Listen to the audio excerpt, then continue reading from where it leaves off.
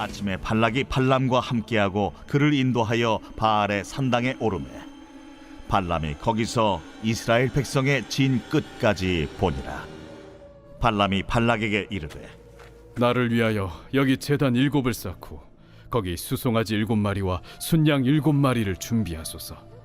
하매 발락이 발람의 말대로 준비한 후에 발락과 발람이 제단에 수송아지와 순양을 드리니라.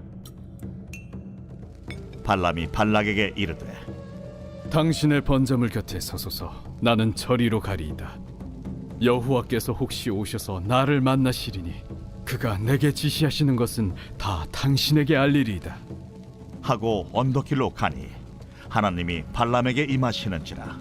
발람이 아뢰되 내가 7제단을 쌓고 각 제단에 수송아지와 순양을 드렸나이다. 여호와께서 발람의 입에 말씀을 주시며 이르시되 발락에게 돌아가서 이렇게 말할지니라. 그가 발락에게로 돌아간즉 발락과 모압의 모든 고관이 번제물 곁에 함께 섰더라. 발람이 예언을 전하여 말하되 발락이 나를 아람에서 모압 왕이 동쪽 산에서 데려다가 이르기를 와서 나를 위하여 야곱을 저주하라. 와서 이스라엘을 꾸짖으라 하도다. 하나님이 저주하지 않으신 자를 내가 어찌 저주하며 여호와께서 꾸짖지 않으신 자를 내가 어찌 꾸짖으랴. 내가 바위 위에서 그들을 보며 작은 산에서 그들을 바라보니 이 백성은 홀로 살 것이라. 그를 여러 민족 중에 하나로 여기지 않으리로다.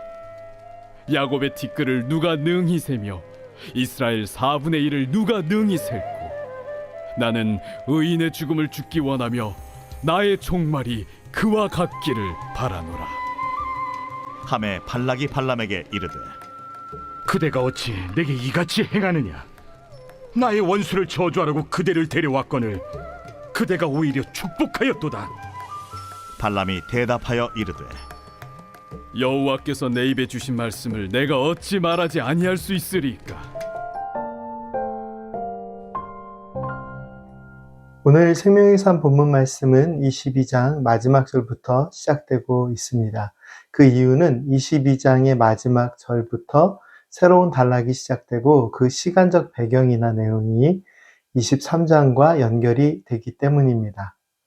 아침이 되자 발락은 발람을 데리고 바알의 신당을 향했습니다. 발락은 모압의 왕인데 예언의 능력이 있다고 알려진 발람을 통해서 이득을 얻으려고 했습니다. 발람은 발락 왕에게 제단 7을 쌓고 소와 양도 7마리를 준비하라고 합니다. 발람이 말한 대로 준비가 되자 발람은 모압 왕 발락에게 당신은 제물 옆에 서 있으라고 말한 뒤에 하나님의 뜻을 듣기 위해 한적한 곳으로 나아갑니다. 그러한 발람에게 하나님께서 임재하셨고 무엇을 말해야 하는지를 가르쳐 주십니다.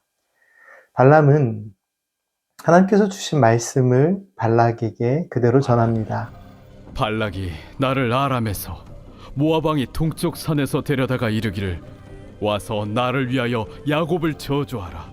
와서 이스라엘을 꾸짖으라 하도다. 하나님께서 발람에게 주신 말씀은 모압 왕 발락과 그의 신하들의 기대를 무너뜨리는 말씀이었습니다.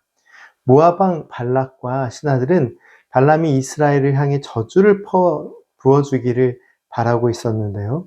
하나님께서 발람에게 말씀하신 내용은 바로 그러한 발락의 속마음을 그대로 보여주시는 말씀이었습니다. 발락은 이스라엘의 군사적인 위협을 마주하는 이 상황에서 발람을 초청하여 발람의 입을 통해 이스라엘을 저주해 주기를 기대했던 것입니다. 그렇게 이스라엘은 저주를 받고 모압은 이스라엘을 물리칠 수 있게 되기를 바랬던 것인데요. 발람은 모압 왕 발락의 기대와는 완전히 다른 하나님의 말씀을 전해줍니다.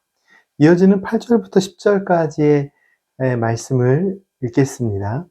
하나님이 저주하지 않으신 자를 내가 어찌 저주하며 여호와께서 꾸짖지 않으신 자를 내가 어찌 꾸짖으랴. 내가 바위 위에서 그들을 보며 작은 산에서 그들을 바라보니 이 백성은 홀로 살 것이라. 그를 여러 민족 중에 하나로 여기지 않으리로다. 야곱의 티끌을 누가 능히 세며 이스라엘 4분의 1을 누가 능히 셀고 나는 의인의 죽음을 죽기 원하며 나의 종말이 그와 같기를 바라노라. 발람이 전한 하나님의 말씀을 살펴보면 발람은 이스라엘을 저주하는 것이 아니라 오히려 이스라엘을 축복하는 말을 선포합니다. 심지어 발람은 자신을 이스라엘과 동일시하기를 원한다는 말도 남깁니다. 자신의 기대와는 다른 발람의 예언을 들은 모압 왕 발락은 큰 실망을 하죠. 그리고 자신의 속마음을 드러내면서 발람을 원망합니다. 지금 너는 나에게 무슨 짓을 하는 거냐? 내 원수들을 저주하기 위해 너를 데려왔는데 너는 오히려 저들을 축복하는구나 라고 말하며 항의를 합니다. 사실 이 상황은 발람에게 매우 큰 위기로 느껴질 수 있습니다. 실망한 모압 왕 발락이 화를 내거나 또는 어떠한 해를 가할지 모르는 상황이기 때문인데요. 하지만 그러한 위기 속에서도 발람은 하나님께서 주신 말씀을 어떻게 내가 전하지 않을 수 있겠느냐라고 담대히 말을 합니다. 이 말씀의 모습만 보면 발람은 하나님의 뜻에 온전히 순종하는 선지자였다라고 생각할 수 있지만 성경 말씀은 그가 하나님의 말씀을 온전히 전하는 참된 말씀의 종은 아니었음을 보여줍니다. 발람은 하나님의 말씀을 기계적으로 듣고 전하는 사람이었습니다. 그리고 또 하나 물질에 많은 관심을 두었던 인물입니다. 특별히 베드로후서 2장 15절 말씀에는 발람이 불의한 물질을 사랑했음이 기록되어 있습니다. 발람은 옳지 않은 물질을 탐하는 마음을 가진 인물이었고 하나님의 말씀을 전하면서도 하나님을 온전히 사랑하거나 하나님께 바른 예배의 삶을 살고자 했던 인물은 아니었습니다. 그리고 그러한 발람을 이용하려 했던 모압 왕 발락도 발람에게 하나님의 말씀을 들려달라고 하면서도 하나님을 예배하는 마음이나 하나님의 뜻에 온전히 순종하려는 마음은 없었던 인물입니다. 오늘 본문 말씀은 거짓되고 또한 악한 사람의 계획 속에서도 선하신 뜻 가운데 하나님의 백성들을 인도하시고 그 걸음을 지키시는 하나님의 신실하신 사랑을 기록하고 있습니다. 발락의 끈질기고 잘 짜여진 계획 속에서도 하나님께서는 그 거짓된 마음의 계획을 막으셨습니다. 오늘 하나님의 말씀은 우리가 살아야 할 믿음의 삶의 모습이 무엇인지를 잘 보여주고 있습니다. 잘 짜여진 더 훌륭한 계획이 필요한 것이 아니라 크고 완전하시며 선하신 뜻대로 인도하시는 하나님의 뜻을 바라보는 믿음, 그 믿음 안에서 오늘 우리의 생각이나 계획이 하나님의 말씀에 합한 하나님의 뜻에 순종하는 은혜의 삶이 되어야 함을 말씀은 증거하고 있습니다. 함께 기도드리겠습니다.